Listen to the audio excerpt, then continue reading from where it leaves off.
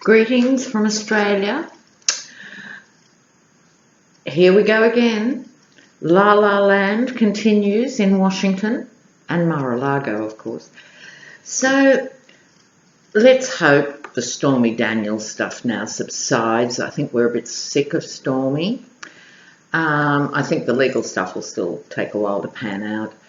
Apparently, Trump's appointment of the conspiracy theory lawyer isn't going ahead, so that's something.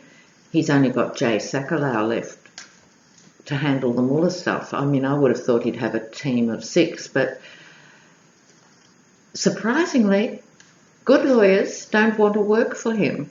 And even more surprising, even bad lawyers don't want to work for him. So he's in dire straits on the legal front.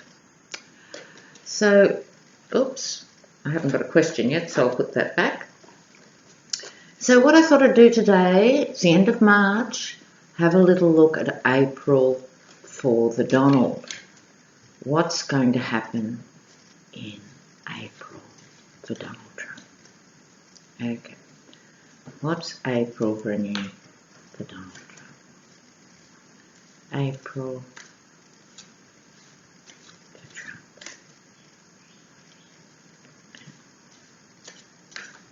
All right, I'm going to do quite a big 15-card reading for this. So we'll lay out the first 3. And give me a moment to lay out the rest. Here we go. Nearly there.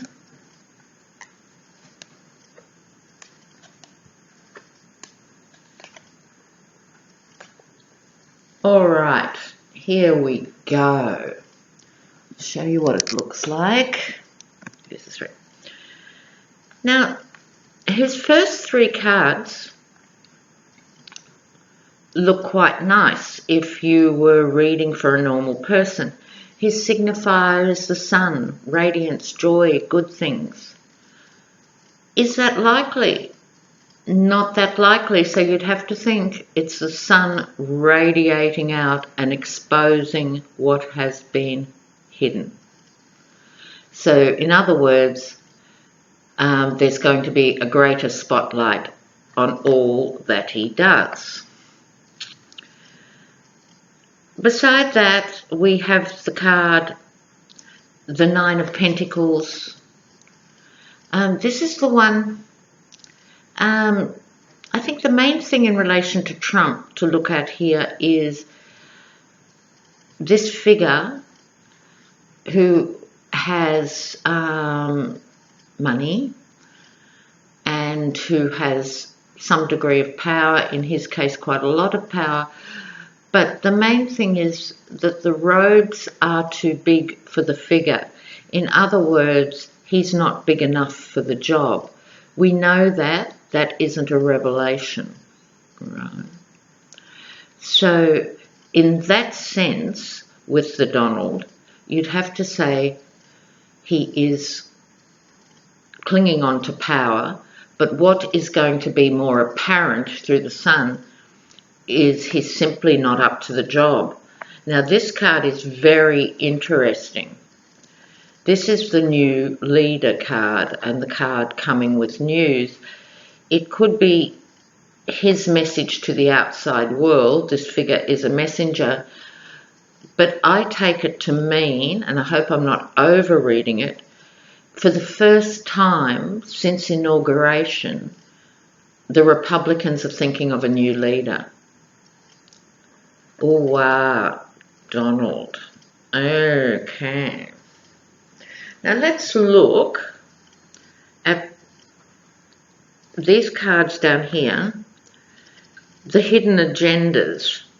So on the one hand, we have the Knight of Swords. I think that's him in the sense, not him as the figure, but Donald Trump's wish list of things that he's going to tough it out with Mueller. I'm surprised he's even agreeing to an interview. With Trump, of course, nothing is in the bag until it's in the bag. He could still feign an illness or, for some reason, try and escape an interview. But this is him, I think, in relation to Muller, thinking he can do this. He can just go in with his sword and sort this out. You know, I'll just tell him like it is. I think so. That's what is going on in his deep brain, if there's such a place. Hope. He's holding out hope for that. That's why I see these cards together. He's hoping it'll be enough. Right. The Wheel of Fortune. Trump is a con man. He's always rolled the dice. He's always got away with things. So he thinks it'll be fine. He'll just roll the dice one more time. Now, in terms of the atmosphere for this reading, we have here the Strength card. He's feeling quite strong in relation to what's going on, although he is spending a great deal of time in relation to nostalgia. He's looking back over his shoulder. Here we have the War Horses and the Mercenary card. He feels he's got his paid accomplices in place. Well, we'll see how that pans out, shall we, Donald? Okay.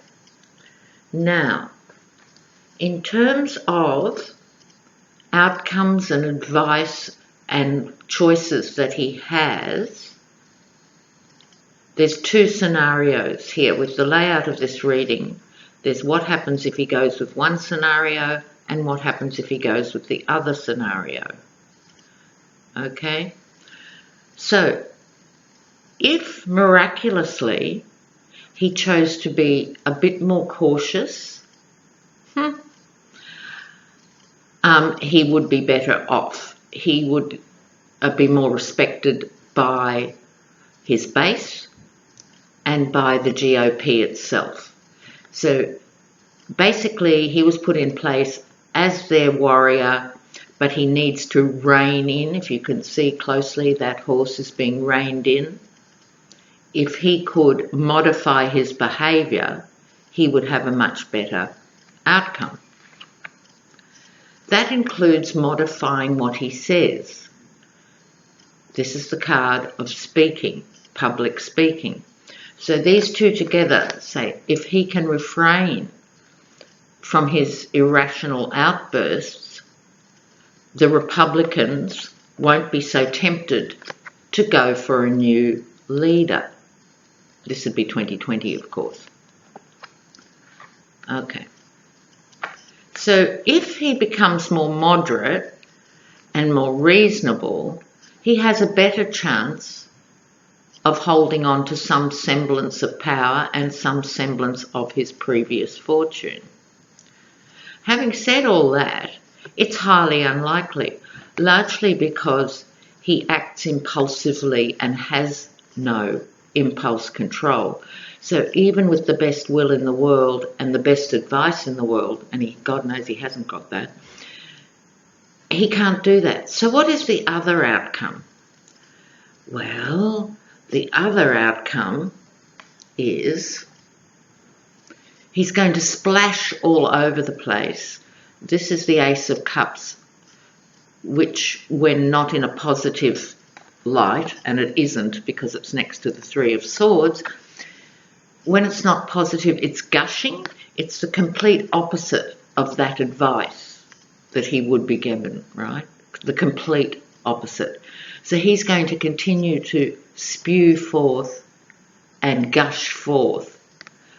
That, of course, is predictably going to lead to heartache in every way. For him personally, I'm talking here.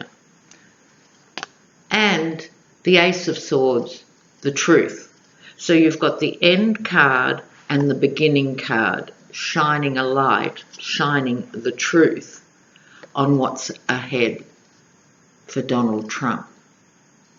So to sum that up, as the Mueller investigation gets closer to the family, closer to Donald, he becomes less of a sellable commodity to the Republican Party. They're beginning to realise they've bought a lemon. So this could also be the more moderates in the GOP, but they're thinking about a new leader. They're going to come to him and say, you can no longer live in the past, you've got to deal with this. If you can control yourself in some way, we'll continue to back you. Publicly, we'll continue to say we'll back you, and you might get away with it. If you don't, if you continue spewing forth and gushing, it is the end for you. Your heart will be broken, Donald, as the family turns on each other. And here comes Mueller. So just a quick catch up for April. I'm not saying it's the end. You know, I'm the voice of moderation. This thing's going to play out over a year and a half, even up to 2 years from now.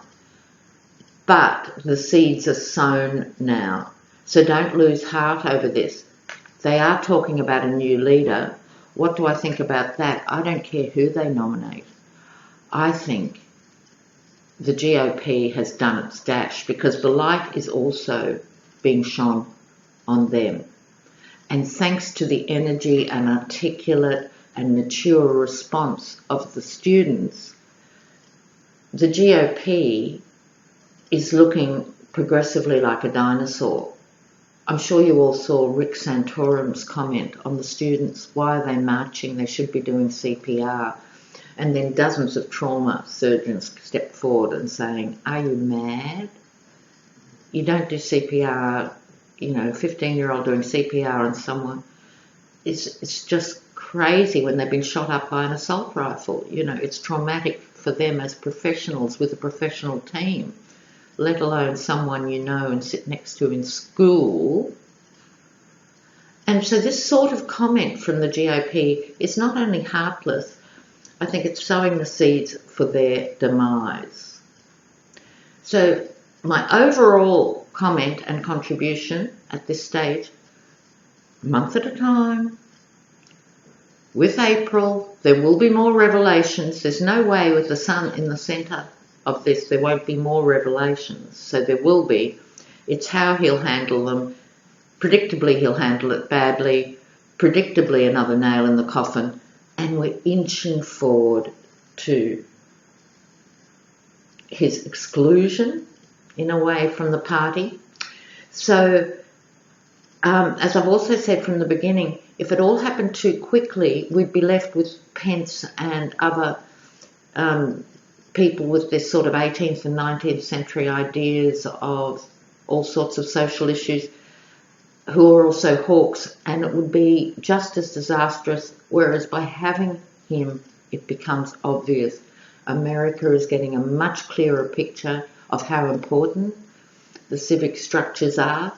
The world is getting a real lesson too in active democracy. I think of it as a positive thing. In the big picture, I think democracies really have to rethink themselves, have to engage the marginalised, and we must move forward. So be kind to yourself, be kind to each other, be patient. Too early for the popcorn, but it's not too early to have the long-term assurance, new leader to replace Trump, and it's going to be talked about in April. Okay guys, thanks. I'll be back soon.